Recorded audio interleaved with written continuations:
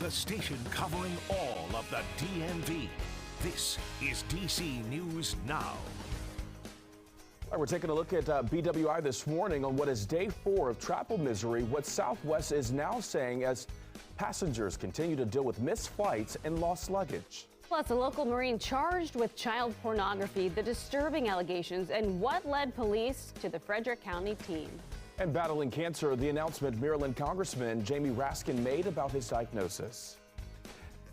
And good Thursday morning to you at 6 o'clock. Happy almost Friday. Thanks for joining us. We're getting there. We are. I'm Corey James. Good morning. I'm Tanaya Wright. Meteorologist Jackie Layer is here for a first check on your forecast. Jackie, a cool start to our morning, but we're expecting things to warm up. Yes, we're going to be tracking high temperatures later on this afternoon into the mid to even upper 50s for quite a few locations. Out there this morning, though, still a bit on the cooler side. However, not quite as cold as yesterday morning. We're starting to notice those temperatures falling just a little bit as we're getting closer and closer towards sunrise. Sunrise officially at 7:26 later on this morning. Currently, again, it's 6 a.m. and we're seeing those temperatures right at the freezing mark in the district. Elsewhere, we're seeing those temperatures starting off into the 20s, but thankfully no teens on that map. We did see quite a few teens for those temperatures yesterday morning, so this morning not quite as cold as yesterday. That wind, seeing a little bit of that breeze mainly out of south, and certainly noticing that back out towards Kaiser. Otherwise, relatively calm conditions for much of the area, but we're still dealing with that wind chill. It's actually feeling like we're into the teens, though, in Manassas, D.C., as well as Fredericksburg.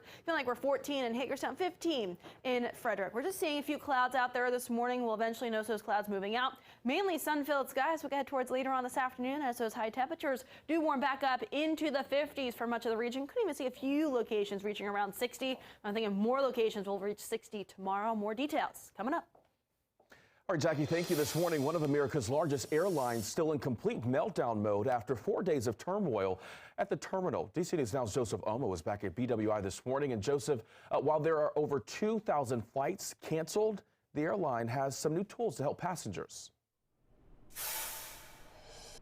Yeah, Corey, they do have some new tools. We're going to get to those tools in just a second, but I want to show you guys what I am looking at here, this very, very long line of bags, hundreds of bags here at the bottom of BWI Airport. And one thing that noticeably is not with them are the passengers that they are linked to. Southwest Airlines dealing with a huge baggage issue. As you noted, Corey, they've canceled over 2,000 flights nationwide. 190 Southwest Airlines flight in and out of BWI canceled today as well. I want you guys to hear from the Chief Commercial Officer of Southwest Airlines. He posted a new video yesterday to their Twitter talking about some of the resources that are going to be available in the next couple of days for passengers who are left stranded.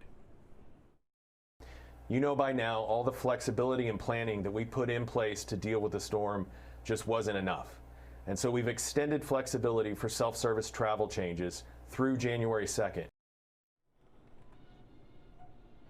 Okay, so we have until January 2nd for you to make all of those changes. What to do if you're affected by Southwest Airlines? Simply go to the very top of their website. They have a trip advisory up there. If you click on that link, you're going to be able to do 3 things. Rebook your flight for free if it's been canceled or if it's been delayed. You're going to be able to get a full refund if you don't want to rebook your flight and it's been canceled. They're also going to allow you to upload receipts for travel reimbursements. Your flight was canceled, you had to stay in a hotel. They say they're going to reimburse you for that as long as the charge is reasonable. They're not really defining what reasonable is. We'll hopefully get some more answers for you later on today as we continue to report on the Southwest Airlines meltdown across the country right here at BWI. Corey and Tanaya, back to you. All right, thank you, Joseph. On Capitol Hill, the worst kind of announcement hitting really close to home from Maryland. Congressman Jamie Raskin announced he has been diagnosed with diffuse large B-cell lymphoma, which is a serious form of cancer. The good news is it is curable. The prognosis for most people in his situation is excellent. After 4 months of treatment, he released that in his statement. That statement also said, with the benefit of early detection and fine doctors, the help of my extraordinary staff, the love of my wife Sarah and our daughters and sons-in-law and family and friends, and the support of my beloved constituents and my colleagues in the House, I plan to get through this. And in the meantime, to keep making progress every day in Congress for American democracy. He added that he sends his love and solidarity to other families managing cancer this holiday season and to all the doctors and nurses and medical personnel who provide comfort and hope for cancer patients. Maryland Governor Larry Hogan, himself a survivor of an aggressive cancer not long ago, sending out his support to the Raskin family, also expressing his relief about the doctor's optimism for Raskin's prognosis. Now, again, Raskin says he will continue working for Maryland and Congress while he receives his treatment. He will soon begin receiving chemotherapy at MedStar Georgetown University Hospital, as well as the Lombardi Comprehensive Cancer Center. Raskin's doctors are now cautioning him to avoid unnecessary exposure to viral illnesses like COVID and the flu. And new this morning, the travel ban in Buffalo, New York is set to be lifted this morning, but many residents are still being urged not to drive unless it is necessary. Now, this comes after the New York National Guard began going door to door searching for more victims. Right now, more than 36 people have died in the storm, making it the deadliest in Buffalo since 1977. The death toll includes those trapped in their cars during the freeze as well. And we have an update this morning on the Herndon barricade situation from yesterday and another barricade situation in St. Mary's County, Maryland. First in Herndon, Virginia, that situation was peacefully resolved after about 12 hours, according to police. Paul Graves is now facing several felony charges in connection to that incident. And in St. Mary's County, Maryland, police say a man barricaded himself inside of his home with his wife and 3 children after firing a gun in the air. They say Mark Buckler surrendered after more than an hour standoff. Fortunately, no one was injured. Buckler is now facing several charges, including assault. And an 18-year-old active duty Marine from Frederick County, Maryland, arrested and charged with possession of child pornography. Deputies say a search warrant was served at Quinn Koch's home near Meadow Lane and Rock Creek Drive yesterday morning. Now, the Frederick County Sheriff's Office says internet tips led them to Koch. He was taken to the Frederick County Adult Detention Center and faces 10 counts of possession of child pornography. In Maryland, the number of adults placed in jail or prison is increasing. Our Michaela Newton looked into one organization in Frederick that is making it a little easier for families to cope. According to Maryland's Governor's Office for Children, approximately 90,000 children in the state have a parent on parole, probation, or in jail or prison.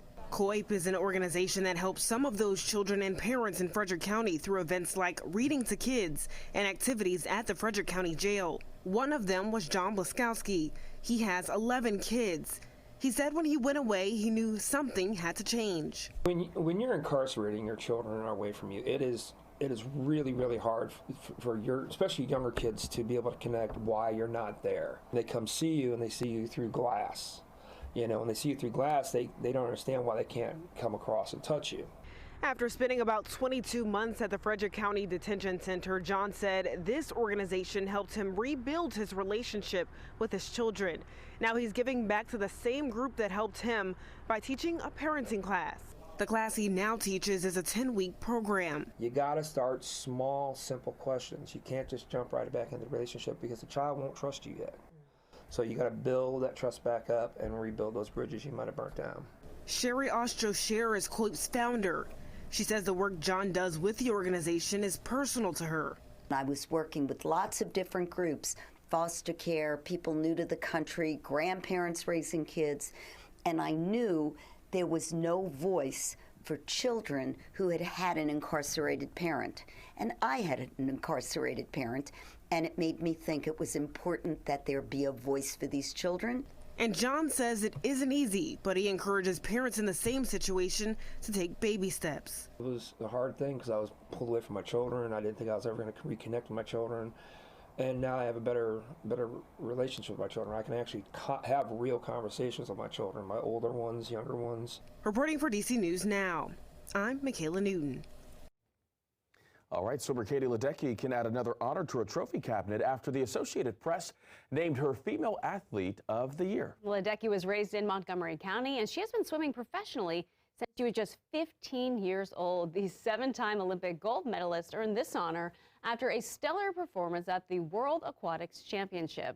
She won gold in 4 events this year and set new records in the 800-meter and 1,500-meter freestyle. Ledecky narrowly beat out track star Sydney McLaughlin and WNBA champ Aja Wilson for that award. So big congrats to her.